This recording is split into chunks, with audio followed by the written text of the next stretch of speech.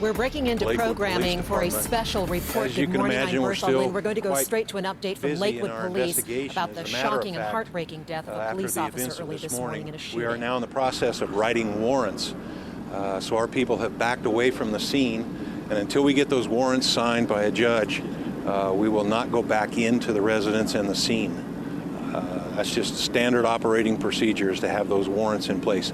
Another thing that's taken place right now is also, as you can well imagine, is the fact that we're very involved in getting all the family members of this officer notified.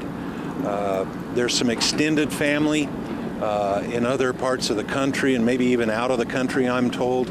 So that needs to be done before we can even get close to identifying the officer that died this morning.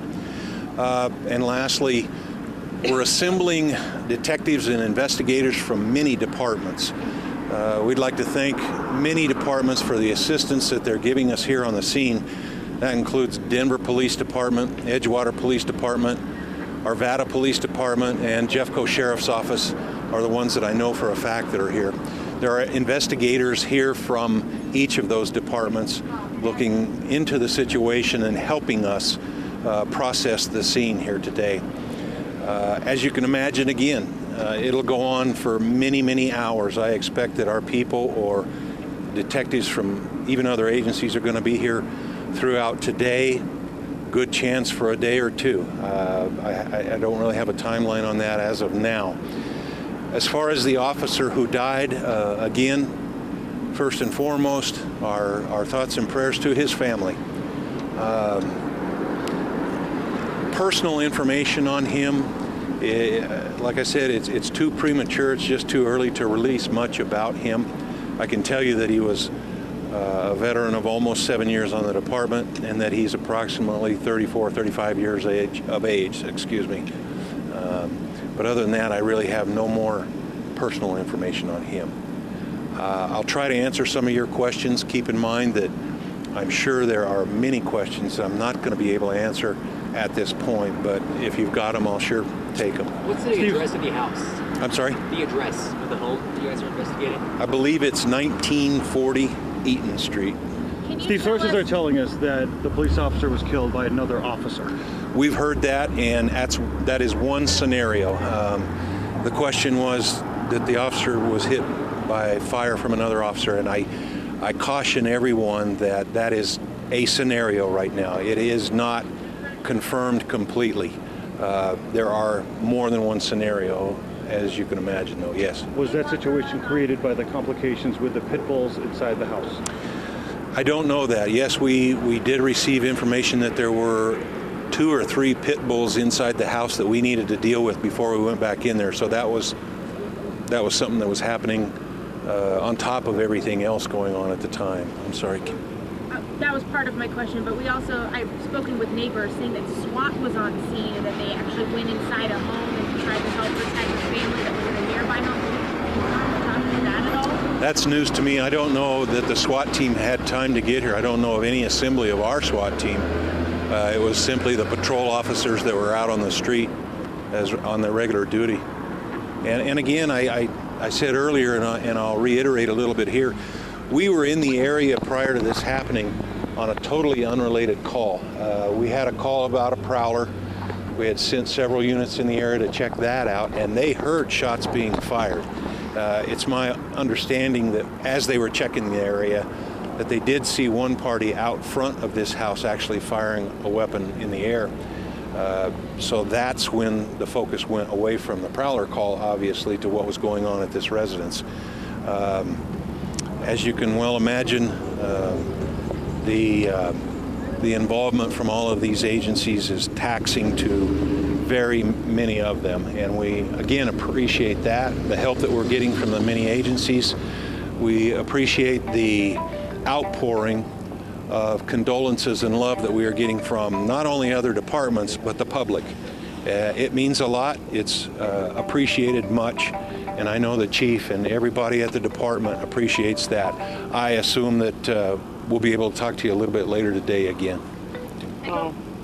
Any illegal activity going on in that house. Our neighbor said that it was boarded up, like he may have had a grow area in there or a meth lab or something like that. Yeah, I haven't heard anything to substantiate any kind of criminal activity going on in the house other than the weapons.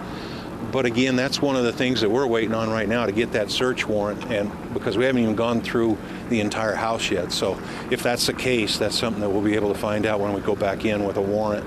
Steve, when you say weapons, can you describe what weapons were used or that may have been recovered at all? The only thing I'm aware of is handguns of some type. How many? I don't know. I don't know how many. I don't know what caliber. All I know is some type of handgun or handguns that these people had. Can you Any of these describe the three suspects? people that are in custody at all? Men, women? 3 men as far as I know. Yeah. Steve, at Yeah. the time that the officer was killed, were the suspects already in custody? You know, I think so. I think these 3 were in custody. As far as I know, yes. Yes. When you talk about the scenario of possibly friendly fire, was this officer that was killed, was he undercover? Was he in uniform? I'm not sure, Tyler. I think I know the answer to that, but I'd sure hate to give you a wrong answer. So I'll leave that till the next time we talk. Thank you, though. Can you share any of the other scenarios? Friendly fire is one scenario. Can you tell us about any of the other scenarios that are possibilities at this point? You know, I'd rather not. I feel like some of those other scenarios are almost bordering on me speculating about what could have happened. It's just so fresh that it has not been established, Karen. I don't have anything. It's still only 3 suspects then that are in custody? 3 in custody that I know of. And police are not worried about a shooter at large? I don't think so. I have not heard anything to suggest that we have anyone else that we're looking for, and I'll have to leave it at that. The weapon that fatally fired and killed the officer, do you have that weapon? Is that weapon secured? We believe so. We believe we have that weapon. You don't release names on these suspects? At some point, yeah. I don't even know them right now, to be quite honest with you. Steve, early on in the investigation, we were told that a suspect was shot and killed. So what was the confusion there? There was some confusion. Quite frankly, we didn't even know when we first got the calls. We were asleep, to tell you to be very honest about it. So there was confusion, you know. Who had been shot? How many people had been shot? That's not unusual. I mean, there's so much information flooding the radio traffic and the radio channels at that point that it takes a little while, at least a few minutes, if not sometimes an hour or 2 to get that straightened out. Anything? The officer that was killed, did he actually fire a shot? Do we know that? I don't know that, Tyler. The question was, is the deceased officer, did he fire his weapon? And I don't know that. I haven't heard that he did, but I sure don't know that for sure. Steve, I know it's just listed as one of the scenarios, but if it is in fact an officer killed by another officer, talk about the complications that creates, and really that's pretty much the worst situation out there. It is, but I'm going to leave that until that's confirmed, Nelson. And until I'm told that that's exactly what happened, I'm not going to try to confirm that by going through some scenario. So we'll get there. I mean, it may take a while. Yeah. So I got you really late. Was this Dave? officer undercover, perhaps working undercover? Did you touch on that? No, I don't think so. The officer was assigned to a special unit on the department, but no indication that he was undercover. The unit being, Steve, do you know what it was? I'm sorry, Jim? The unit that it was, perhaps, do you know? Special enforcement team, set team. What would officers in that unit do? Oh, they have a variety of things.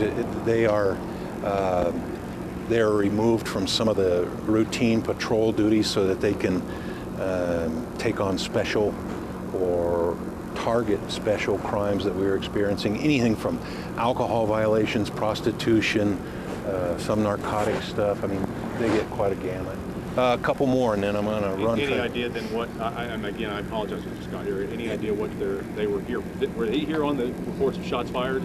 No, Dave. They had gotten here earlier on totally unrelated call, a prowler call in the neighborhood, and then they heard the shots in the area. So, let me ask you, as far as next time we meet today, do you guys want to do it here or at the station? It makes no difference to me. I don't know what else you're going to get as far as footage here. I could go back to the station and get a lot done, and we could address you there. I think we'll pretty much be here all day. so might as well be here. We've been listening to Steve Davis with the mid-afternoon or Lakewood what? Police Department. He says they are considering the possibility that an officer killed early this morning was shot tragically by another go to- officer. But that's just one of many scenarios being examined right now. There are 3 people in custody at this point.